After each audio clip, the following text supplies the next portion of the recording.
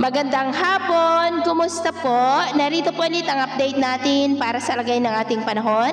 Ngayong hapon po ng February 5, 2024 na kung saan sa ngayon po ay easterlies pa rin ang hangin na patuloy po na umiihip dito sa ating bansa habang yung hanging amihan ay nandyan na po sa may banda ng Taiwan at yung shear line ay nakakaapekto na po ngayon dyan sa may Batanes at simula ngayong weekend ay magsisimula na muli na lalakas ang bugso ng hanging amihan dito po sa ating bansa na magsisimula na muli na magdudulot ng mga isolated rains dito po sa may Cagayan. At ito naman ay pinapakita ng forecast model natin po ang ginagamit hanggang po sa susunod na 2 linggo. At sa lagay ng ating panahon, ngayong hapon po ay nananatili pa rin na maayos ang panahon sa malaking bahagi ng ating bansa, maliban lamang po sa mga tsansa ng mga isolated rains sa ilang bahagi po, lalo na dyan sa may Zamboanga Peninsula. At mamayang gabi, nananatili pa rin po na maayos ang panahon sa malaking bahagi ng ating bansa, maliban lamang sa mga tsansa ng mga isolated rains sa ilang bahagi,